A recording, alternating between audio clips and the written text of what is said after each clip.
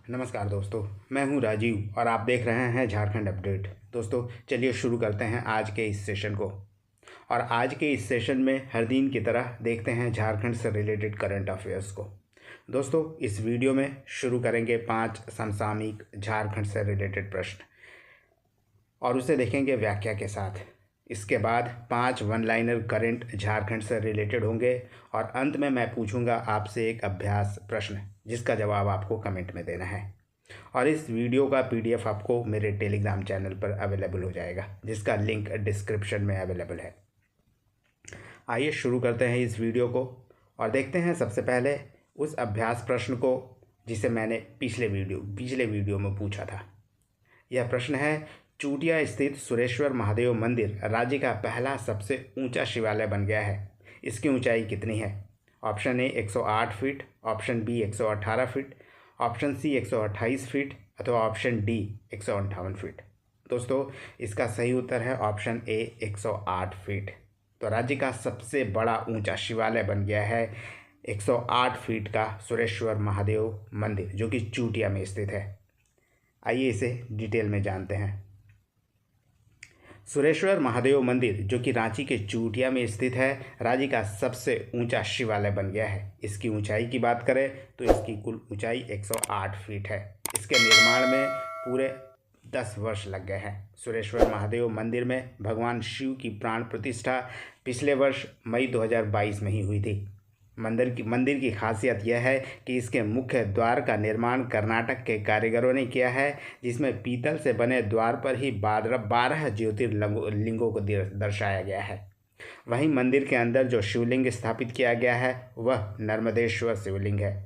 यहाँ से पहली बार महाशिवरात्रि पर शिव बारात निकाली गई है। चलिए दोस्तों अब देखते हैं झारखंड से रिलेटेड कुछ इंपॉर्टेंट प्रश्नों को और उसे भी देखेंगे व्याख्या के साथ।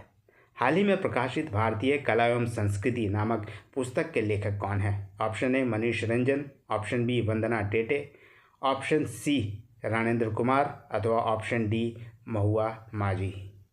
दोस्तों इसका सही उत्तर है option A Manish Ranjan. Doctor Manish Ranjan जो कि IAS अधिकारी हैं, उन्होंने भारतीय कला एवं संस्कृति नामक पुस्तक लिखी है जो प्रकाशित हो गया है। उनकी और भी झारखंड से रिलेटेड पुस्तक मार्केट में अवेलेबल है, जैसे झारखंड सामान्य ज्ञान जो काफ़ी चर्चित पुस्तक है। आइए इसे भी डिटेल में जानते हैं। आपको बता दें कि डॉक्टर मनीष रंजन की एक और पुस्तक भारतीय कला एवं संस्कृति प्रकाशित हो गई है। पुस्तक के लेखक हैं वरिष्ठ IAS अधिकारी मनीष रंजन जो कि 2002 बैच के टॉपर रहे हैं। मनीष रंजन वर्तमान में झारखंड पेयजल एवं स्वच्छता विभाग में सचिव हैं। झारखंड राज्य के 6 जिलों में वे उपायुक्त यानी DC रह चुके हैं। मनीष रंजन को उनके उत्कृष्ट कार्य के लिए और नेतृत्व के लिए प्रधानमंत्री द्वारा लगातार 2 वर्षों तक मनरेगा उत्कृष्टता पुरस्कार और राष्ट्रपति द्वारा निर्मल ग्राम पुरस्कार से सम्मानित किया जा चुका है। चलिए देखते हैं अब दूसरे नंबर प्रश्न को। झारखंड साहित्य अकादमी स्मृति सम्मान कितने साहित्यकारों को देने की घोषणा की गई है? 1, 3, 9 या 11 साहित्यकारों को? सही उत्तर है दोस्तों इसका ऑप्शन सी 9, यानी 9 साहित्यकारों को झारखंड साहित्य अकादमी स्मृति सम्मान द्वारा पहली बार सम्मानित किया जाएगा। आइए इसे भी डिटेल में बताते हैं। झारखंड साहित्य अकादमी स्थापना संघर्ष तदर्थ समिति की ओर से पहली बार झारखंड साहित्य अकादमी स्मृति सम्मान देने की घोषणा की गई है। समिति की ओर से हिंदी साहित्य, क्षेत्रीय भाषा एवं संस्कृति को बढ़ावा देने के उद्देश्य से विभिन्न विभूतियों के सम्मान में राज्य के सृजनकर्ताओं यानी साहित्यकारों को सम्मानित करने का निर्णय लिया गया है। इस बार हिंदी साहित्य के 6 और 3 जनजातीय साहित्यकारों को यानी कुल 9 साहित्यकारों को मार्च 2023 में रांची में सम्मानित करने का निर्णय लिया गया है, जिसकी घोषणा हाल ही में की गई। आपको बता दें कि पुरस्कार स्वरूप उन्हें स्मृति चिन्ह, सम्मान पत्र और अंगवस्त्र के साथ सम्मान राशि भी प्रदान की जाएगी। आइए जानते हैं किन किन साहित्यकारों को इसमें शामिल किया गया है सम्मान हेतु। 9 साहित्यकारों की सूची दोस्तों इस प्रकार है। बिरसा भगवान शिखर सम्मान समग्र लेखन के लिए हजारीबाग के शंभू बादल को दिया जाएगा। वहीं विनोद बिहारी महतो स्मृति सम्मान काव्य लेखन के लिए जमशेदपुर के नरेश अग्रवाल को। राधा कृष्ण स्मृति सम्मान कथा के लिए पंकज मिश्र को, जो कि रांची के हैं। डॉक्टर रामदयाल मुंडा स्मृति सम्मान कथेतर साहित्य के लिए डॉक्टर मयंक मुरारी को, ये भी रांची से हैं। रघुनाथ महतो स्मृति सम्मान विविध विषय के लिए हजारीबाग के विनोद कुमार राज विद्रोही को। वहीं सुशीला हंसदा स्मृति सम्मान महिला लेखन के लिए वंदना टेटे को, रांची की है। महेंद्र सिंह स्मृति सम्मान पत्रकारिता के क्षेत्र में दुमका के अमरेंद्र सुमन को प्रदान किया जाएगा। श्रीनिवास पानुरी स्मृति सम्मान खोरठा भाषा के लिए बोकारो के बासु बिहारी को दिया जाएगा। वहीं सृष्टिधर महतो स्मृति सम्मान कुड़माली भाषा के लिए रांची के ही रतन महतो सत्यार्थी को प्रदान किया जाएगा। आइए दोस्तों, अब देखते हैं आज के तीसरे नंबर प्रश्न को। वित्तीय वर्ष 2022-23 में झारखंड में कुल कितने लाख टन खाद्य का उत्पादन हुआ है? Option A 22.76 lakh ton, option B 32.76 lakh ton, option C 39.76 lakh ton अथवा ऑप्शन डी 42.76 लाख टन।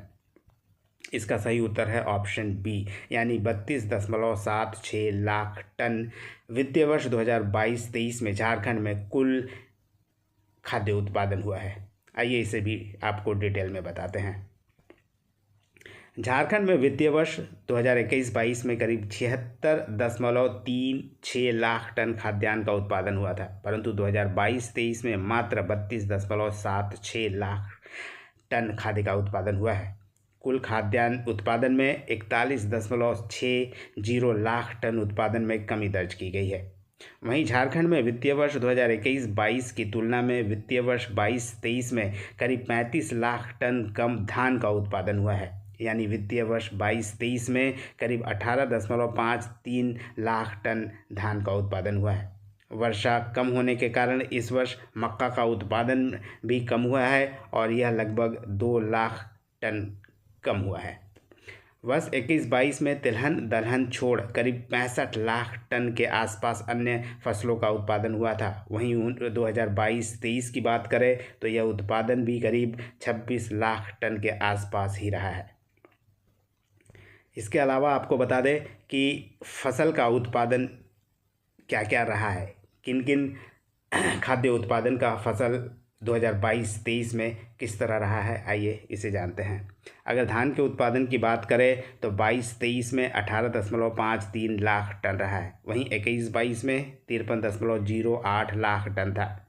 मक्का के उत्पादन की बात करें तो वर्ष 2022-23 में 4.13 लाख टन उत्पादन रहा है।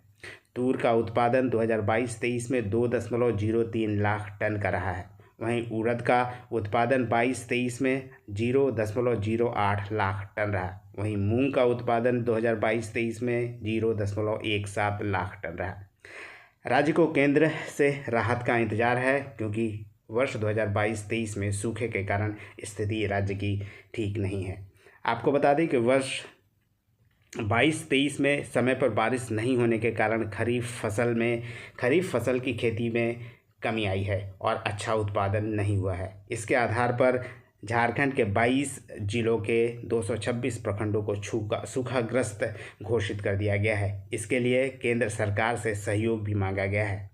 तब तक राज्य सरकार ने अपने स्तर पर किसानों को 3500 रुपये नगद सहायता दी है। राज्य सरकार केंद्र से सूखा राहत मद से करीब 9,000 करोड़ रुपए की मांग इसके लिए की है। चलिए अब देखते हैं आज का चौथा नंबर प्रश्न। निम्नलिखित में से किन 2 एथलीट ने रांची में आयोजित 10वीं नेशनल रेस वॉक चैंपियनशिप के दौरान पेरिस ओलंपिक्स और वर्ल्ड एथलेटिक्स चैंपियनशिप के लिए क्वालिफाई कर लिया है? ऑप्शन ए वंदना पटेल और प्रियंका गोस्वामी, ऑप्शन बी चंदन सिंह और सोनल सुखवाल, ऑप्शन सी रमनदीप कौर और वंदना पटेल, ऑप्शन डी अक्षदीप सिंह और प्रियंका गोस्वामी। इसका दोस्तों सही उत्तर है ऑप्शन डी अक्षदीप सिंह और प्रियंका गोस्वामी। आइए इसे भी आपको डिटेल में बताते हैं। 14 और 15 फरवरी 2023 को रांची में 10वीं नेशनल रेस वॉक चैंपियनशिप का आयोजन किया गया। यह आयोजन रांची के मोरहाबादी में हुआ था। भारत के अक्षदीप सिंह और प्रियंका गोस्वामी ने क्रमशः पुरुषों और महिलाओं की 20 kilometre national race walking championship का खिताब अपने नाम कर लिया है। इस तरह नेशनल रेस वॉकिंग चैंपियनशिप के इस सफलता से इन दोनों खिलाड़ियों ने 2024 पेरिस ओलंपिक और हंगरी की राजधानी बुडापेस्ट में आयोजित होने वाली वर्ल्ड एथलेटिक्स चैंपियनशिप 2023 के लिए क्वालिफाई कर लिया है। आपको बता दें कि रांची में 14-15 फरवरी 2023 को आयोजित 10वीं नेशनल रेस वॉकिंग चैंपियनशिप में 2023 में उत्तराखंड को कुल 7 पदक हासिल हुए हैं। वर्तमान में झारखंड एथलेटिक्स एसोसिएशन के प्रेसिडेंट की बात करें तो वे हैं मधुकांत पाठक। चलिए दोस्तों, अब देखते हैं 5वें नंबर प्रश्न को। IAC कारपोरेट अवार्ड 2023 किसे प्रदान किया गया है? ऑप्शन ए CIL यानी Coal India Limited, option B SAIL यानी Steel Authority of India Limited, option C HEC Heavy Engineering Corporation अथवा ऑप्शन डी DVC यानी दामोदर वैली कारपोरेशन। इसका सही उत्तर है ऑप्शन डी यानी दामोदर वैली कारपोरेशन को IAC कारपोरेट अवार्ड 2023 से सम्मानित किया गया है।